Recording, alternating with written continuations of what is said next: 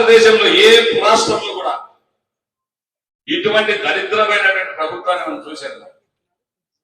ఈ ప్రభుత్వాలు చూస్తా ఉంటే సిగ్గేస్తా ఉంది. ఎక్కడ కేసు లేదా ఇదేంటి ఇది మాట్లాడే అర్హత మాట్లాడడానికి లేదా? నువ్వు మాట్లాడినమాట బయటికి మేము చెప్పడానికి లేదా? మాకు వాక్ స్వాతంత్రం లేదా? నిలదీయడానికి లేదా? ప్రతిపక్షాలు ఎందుకు ఉండేది? నిలదీస్తాం తప్పకుండా. మీరు ఎన్ని కేసులు పెట్టి భయపడే ప్రసక్తే లేదు. భయపడే ప్రసక్తే లేదు.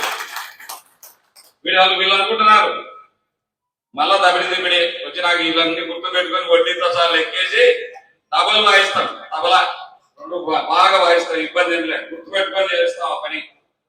భయపడే ప్రసక్తి లేదు. రాష్ట్రంలో ఎక్కడ చూసినా ఏదో చిన్న ఏదో క్వశ్చన్ వేస్తే పోలీస్ స్టేషన్ బియ్యం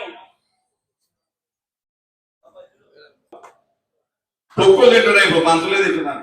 పందికొక్కులు తింటున్నాయి. ఇప్పుడు బియ్యం ఏమన్నా గోడౌన్లో వేస్తే ఇప్పుడు 18 రూపాయలు. మన 24 పెట్టారు. 20 అయిపోయింది. 18 అంట. నిన్న ఎవరే చెప్తా ఉండి రే స్టోర్ లోకి బియ్యం ఎవరికైనా ఇయ్యాకరా 12 రూపాయలు లేటు మనకి డబ్బులు తీసుకోబోవు. నీకు 2 రూపాయలు ఎక్కువేసి నీకు 14 ఇస్తాం. యాన్నే కానీ బియ్యం వేయకుండా చెప్పినారు. తీర్మా ఇది బాగుంది. ఇంకా మా సంచేందుకు మళ్ళీ కొత్తడం ఎందుకు పుగ్గం వేయడం ఎందుకు? ఇంత దుర్మార్గంగా పక్కన పోలీసులు నిద్రపోతా ఉన్నారు. పక్కన ఓపెన్ గా లారీలు పెట్టి లోడ్ చేస్తా ఉంటే కొత్తాసు వలుపుతా ఉన్నారు. ఏ ప్రభుత్వం అయింది ఇది? కట్టడి లేదా? ఇది ప్రజాస్వామ్యమా?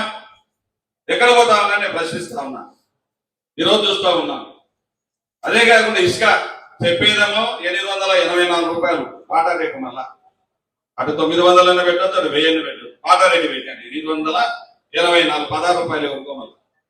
16 కాకుండా ఇల్లు 600 650 రూపాయలు కొత్త లారీలు వస్తే ఎవరో పాపం పోయి రిటర్న్లు వస్తూ కనీసం డీజిల్ కింద వస్తారని లారీలు ఎత్తుకొస్తే 650 రూపాయలు కొని 824 రూపాయలు వసూలు చేస్తా ఉన్నారు.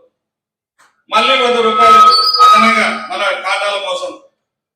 కాటాలో కనీసం ఒక లారీకి 4 టన్నులు కొట్టేస్తా ఉన్నారు. ఆ విధంగా ఇసుక దోపిడీ చేస్తా ఉన్నారు.